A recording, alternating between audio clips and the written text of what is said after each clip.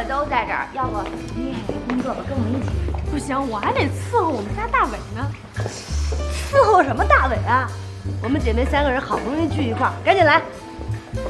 好吧，那我要是有空，我就过来给你打下手。挣了钱给我分红啊！那必须的。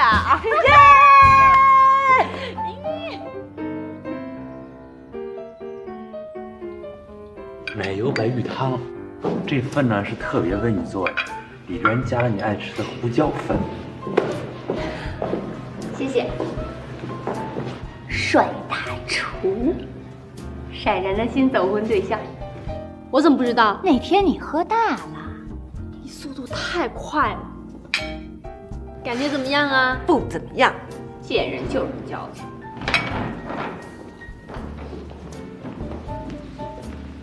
红酒烧鹅胸，是飞地牛排、炭烤雪花猪排、青白肉。闪闪啊，以后不要去吃那些洋快餐，什么都是垃圾食品，还不如咱中国的这些大饼油条呢。以后你想吃什么呀，我给你做，好吧？珊珊哥，要不你也坐下来一起吃吧，也没什么晚上。你说总这么忙活着，闪闪也该心疼了。这样，还有一个甜点，我上来马上就来啊！好，謝謝啊。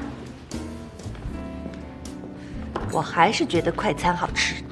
姐，我覺得味道不錯，而且他連你愛吃胡椒粉的事兒都知道。靠譜。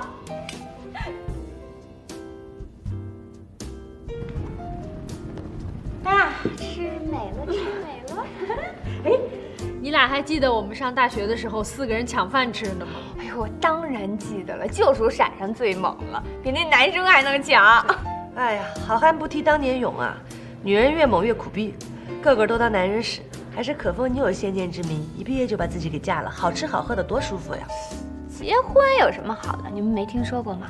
結婚對於一個工資夠用又沒什麼性慾的女人來說，完全就是沒意義。結婚之後家務翻2倍，生完孩子之後家務要翻4倍，這可以說是明知山有虎，偏向虎山行。不入虎穴焉得虎子。